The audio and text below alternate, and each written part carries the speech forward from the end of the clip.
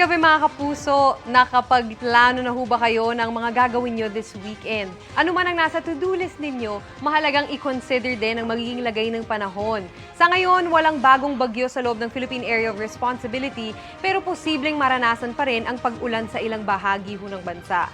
Ayon sa Pag-asa, may low pressure area ngayon sa labas ng PAR, pero mababa naman ang tsansa nitong pumasok sa ating boundary.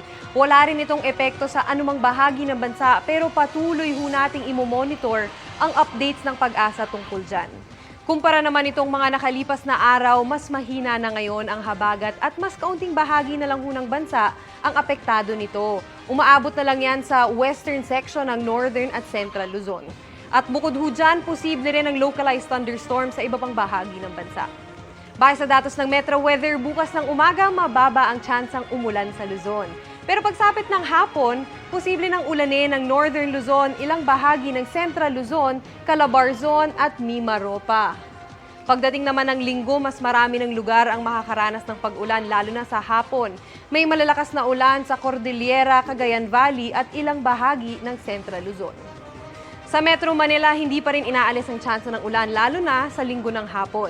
Kaya kung mamamasyal ngayong weekend, huwag kalimutang magdala ng payong dahil magsisilbi itong panangga sa init ng araw at posibleng pag-ulan.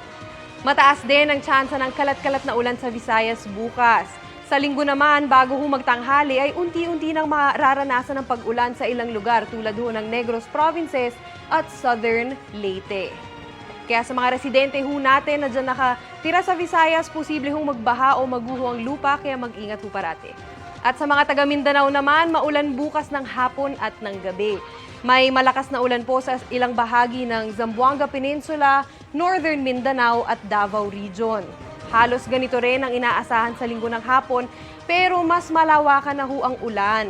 Mas marami na rin ang nagkukulay red at orange sa ating rainfall map at ang ibig sabihin ho niyan ay heavy to intense rains. Kaya lagi hong mag-iingat mga kapuso.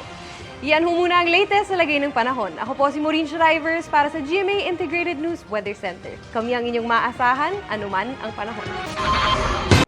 Mga kapuso, maging updated sa ulat panahon 24 oras. Mag-subscribe sa GMA Integrated News sa YouTube. Para sa mga kapuso naman natin abroad, bisitahin ang GMA Pinoy TV at www.gmanews.tv.